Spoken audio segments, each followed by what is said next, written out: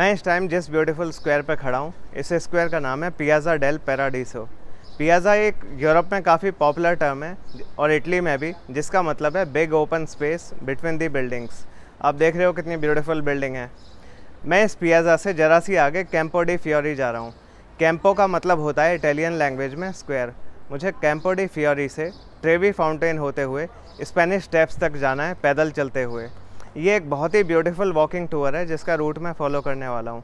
अगर आपको इस वॉकिंग टूर का एग्जैक्ट रूट जानना है तो आप मुझे कॉल कर लेना। कांटेक्ट करने का जो फ़ोन नंबर है वो मैं इस वीडियो के डिस्क्रिप्शन और नीचे पिन की गई कमेंट में दे के रखूँगा।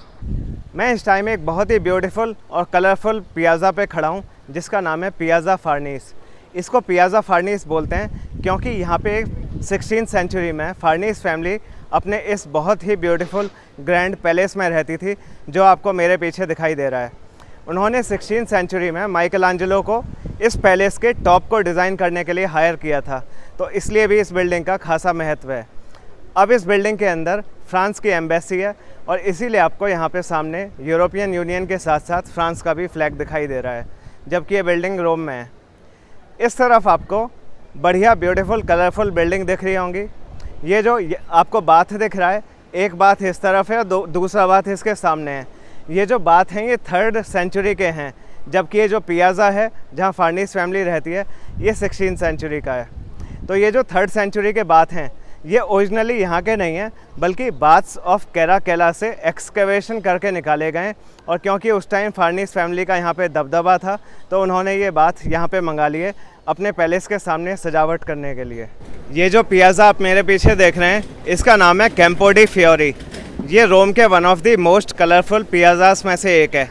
इस पे चारों तरफ आपको ब्यूटीफुल कलरफुल बिल्डिंग दिखाई दे रही होंगी, लेकिन यहाँ पे क्योंकि पीछे शॉप्स हैं और उनके ऊपर अम्ब्रेला लगे हुए हैं इसलिए प्रॉपर्ली दिखाई नहीं दे रही हैं। इस मार्केट में सुबह से लेकर दोपहर तक फ्रूट्स, वेजिटेबल्स और फ्लावर्स की शॉप लगती हैं। शाम के टाइम यहाँ पे कैफ़े लगते हैं और रात को यहाँ पे शराब बिकती है, शराबी घूमते हैं।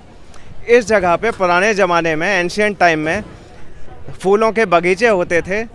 पास में जो वेटिकन सिटी है वहाँ जाने वाले जो पिलग्रिम्स होते थे वो यहाँ से गुजरते थे, तो उनकी ज़रूरतों के लिए यहाँ पे धीरे धीरे टाइम के साथ मार्केट डेवलप हो गई। ये आपको पीछे एक स्टैचू दिख रहा है ना, ये जॉर्डानो ब्रूनो का स्टैचू है।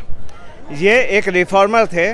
ये क्योंकि रोमन कैथोलिक चर्च के ख़िलाफ़ चले गए थे तो इनको इस स्क्वायर पे जिंदा जला दिया गया था।